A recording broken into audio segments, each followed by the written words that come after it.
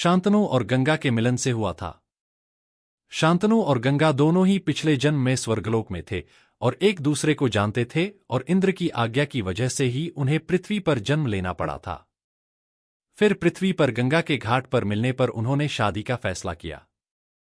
फिर गंगा गर्भवती हुई और भीष्म पितामह को जन्म दिया।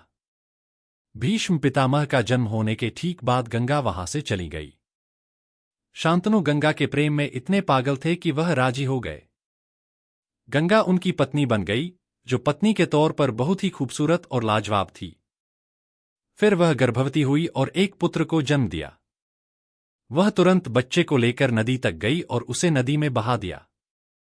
शांतनु को विश्वास नहीं हो रहा था कि उनकी पत्नी ने उनके पहले पुत्र को नदी में डुबो दिया। उनका हृदय फट रहा था, लेकिन उन्हें याद आया कि अगर उन्होंने वजह पूछी तो गंगा चली जाएगी। जो शख्स पहले खुशी और प्रेम में उड़ता फिर रहा था, वह दुख से जड़ हो गया और अपनी पत्नी से डरने लगा। मगर फिर भी वह गंगा से बहुत प्रेम करते थे, दोनों साथ साथ रहते रहे। 16 साल गुजर गए। गंगा ने उन दोनों के पुत्र देवव्रत को लाकर शांतनु को सौंप दिया। देवव्रत ने खुद परशुराम से तीरंदाजी सीखी थी और बृहस्पति से वेदों का ज्ञान प्राप्त किया था। गंगा ने एक और पुत्र को जन्म दिया। वह बिना एक भी शब्द बोले जाकर बच्चे को नदी में डुबो आई। शांतनु पागल हो उठे। उनसे बर्दाश्त नहीं हो रहा था, मगर वह जानते थे कि उन्होंने एक भी शब्द कहा तो वह चली जाएगी। दूसरे बच्चे, तीसरे बच्चे से लेकर 7वें बच्चे तक यह सिलसिला जारी रहा। शांतनु बुरी तरह आतंकित हो गए थे।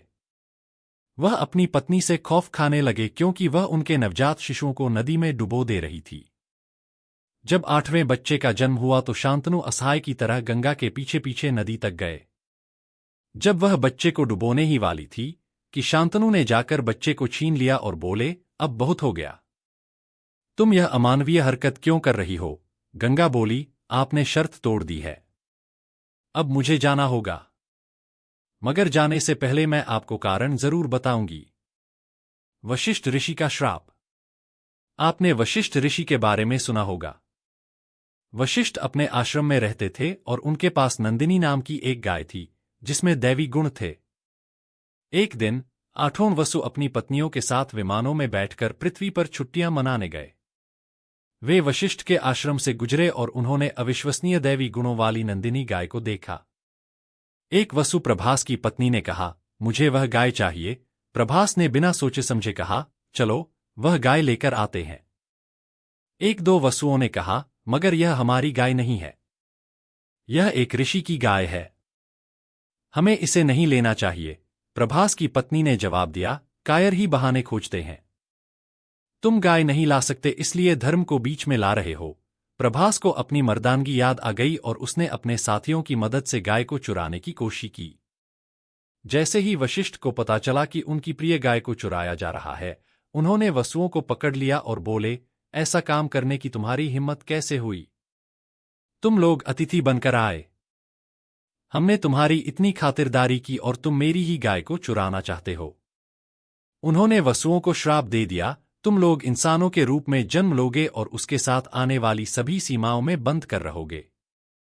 तुम्हारे पंख कतर दिए जाएंगे जिससे तुम उड़ नहीं सकोगे। तुम्हें इस धरती पर जीवन बिताना होगा।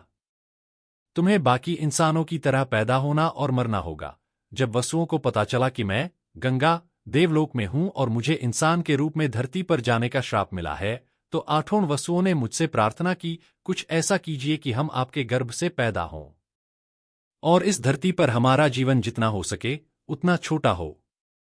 भीष्म पितामह का बचपन। गंगा ने अंत में शांतनु से कहा, मैं उनकी इस इच्छा को पूर्ण कर रही थी कि वे इस धरती पर पैदा हों, मगर उन्हें यहां जीवन बिताना न पड़े।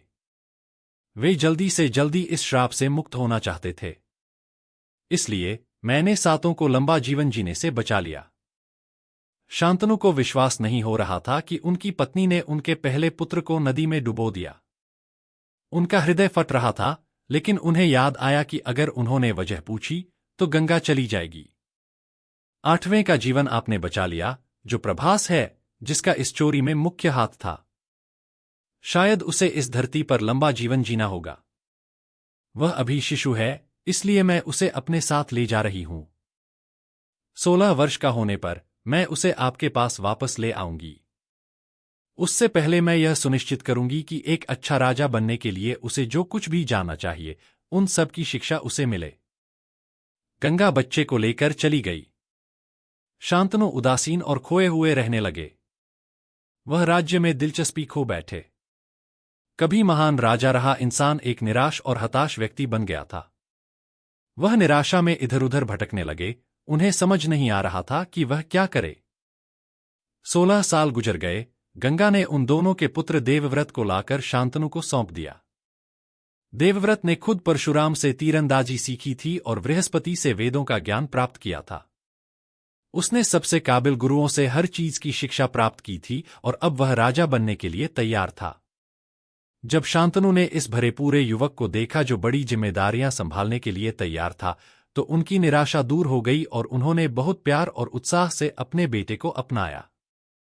उन्होंने देवव्रत को युवराज यानी भावी राजा बना दिया। देवव्रत ने बहुत अच्छे से राजपाट संभाल लिया। शांतनु फिर से स्वतंत्र और प्रसन्न हो गए। वह फिर से शिकार पर जाने लगे और फिर प्रेम में पड़ गए।